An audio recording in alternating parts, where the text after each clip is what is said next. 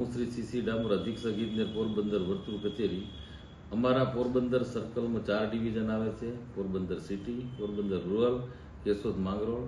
એમાં total arrears જે ગ્રાહકોને ભરવાપત્ર રકમ છે 25 કરોડ. જે પૈકીના અમારે 1000 ઉપરથી જે એમાઉન્ટ ગણીએ ને તો એમાં 41,818 કન્ઝ્યુમર છે, તેની એમાઉન્ટ 14 કરોડ જેટલી છે.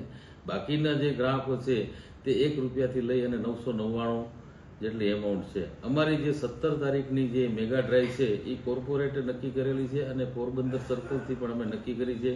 બધા જ ડિવિઝનમાં અમે ગ્રાહકોને એવી અપીલ કરવા માંગીએ છીએ કે 17 પહેલા એટલે પેમેન્ટ ભરી જવું, નહીં તો અમારી પોરબંદર સર્કલની 280 જેટલી ટીમ છે. મેગા ડિસ્કનેક્શન ડ્રાઈવમાં અમે કનેક્શન કાપશું, સ્થળ ઉપર પૈસા નહીં લેશું અને ગ્રાહકોને રીકનેક્શન ચાર્જ ભરપાઈ કર્યા બાદ જ એમના કનેક્શનનું જોડાણ કરવામાં આવશે. બાકી કેટલું છે અને કેવી રીતે આખું આયોજન છે? બાકીની એમાઉન્ટ જે છે એ 14 કરોડ જેટલી એમાઉન્ટ છે 1000 થી ઉપરના, પણ અમે 5000 થી ઉપરના અમારે ડિસ્કનેક્શન કરવાનું પ્લાનિંગ છે. એમાં 280 જેટલી ટીમ છે અને એની એમાઉન્ટ છે 3.8 કરોડ. સાહેબ, એ સિવાય આપણે જે માનો કે નગરપાલિકા છે, કોઈ પણ કચેરીઓ છે, એના બિલ પર લાંબા સમયથી બાકી, એની શું જોગવાઈ હોય છે એના વિરુદ્ધનું કંઈ?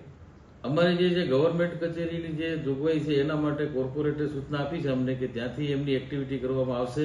અમે પણ નોટિસ આપી છે અને અત્યારે નગરપાલિકાએ અમને 1.8 કરોડ રૂપિયા આપવાની બાંયધરી આપી છે. બિલ જે છે આ ન ભરવા પાછળ શું કારણ લાગે છે? ગ્રાહકો બિલ નથી ભરતા, એની પાછળ પ્રાથમિક શું કારણ આવે છે? પ્રાથમિક કારણો એવા આવે છે કે એ વર્ષે બિલ ભરવા ટેવાઈ ગયા છે ઘણા. કોઈ પછી અમુક ગ્રાહક એવું છે કે લેવા માટે આવે છે, અમે ડિસ્કનેક્શન નથી થઈ શકતા એટલે નથી ભરી શકતા. અને અમુક ગ્રાહકોને પૈસા પીજીવીસીએલના ભરવા માટે છે ને આળસ એટલી ચડે છે